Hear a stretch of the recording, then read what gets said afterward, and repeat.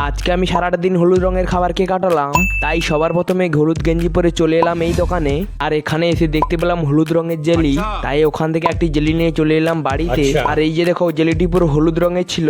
তারপর এটিকে খেয়ে সকালে খাবারটি কমপ্লিট করলাম।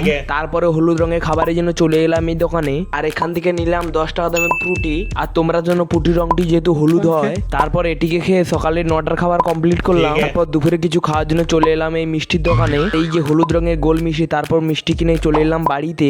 মিষ্টিগুলো পুরো হলুদ ছিল। তোমাদের বলা হয়নি আমি কটা মিষ্টি নিয়েছিলাম, আমি নিয়েছিলাম 3টে মিষ্টি। আর এটিকে খেয়ে দুপুরে খাবারটি কমপ্লিট করব। আর এখন হয়ে গেছে বিকেল, আর আমি যেহেতু হলুদ রঙের খাবারে চ্যালেঞ্জ করেছি, তাই ভাই আমাকে 3টে হলুদ রঙের ম্যাঙ্গো চকলেট দিল।